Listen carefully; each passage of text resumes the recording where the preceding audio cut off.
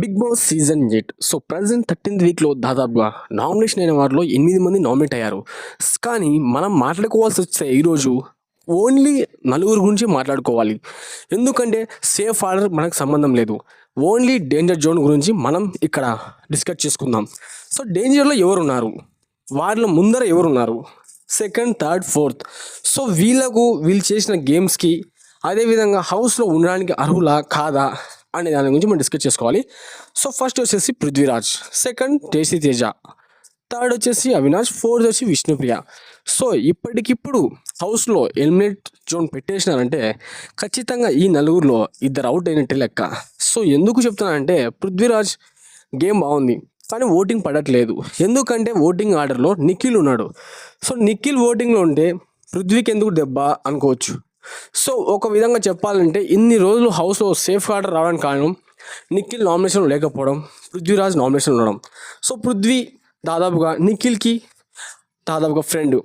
అందుకని చెప్పేసి నిఖిల్ సపోర్ట్ చేయడం వల్ల నిఖిల్ ఫ్యాన్స్ ఓన్లీ పృథ్వీరాజ్ని ఇప్పటిదాకా 12 వారాలు కాపాడారు. 13వ వారం కూడా కాపాడగలరా, ఇది ఒక పాయింట్. నెక్స్ట్ టేస్టీ తేజ గురించి మాట్లాడుకుందాం.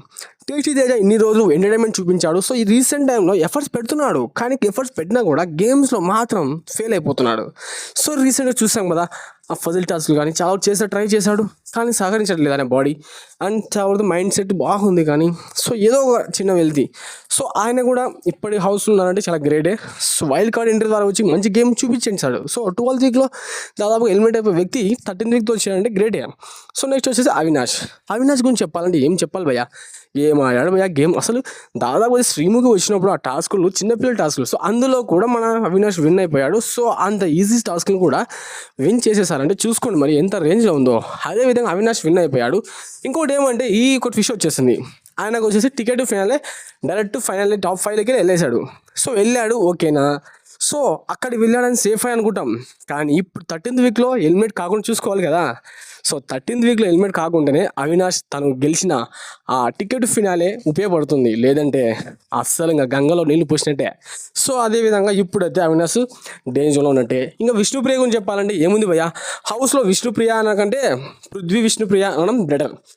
విష్ణుప్రియకి తన గేమ్ ఆడట్లేదు, కానీ గేమ్ ఆడినా కూడా ఆ క్రెడిట్ మొత్తం పృథ్వీకే చేస్తుంది.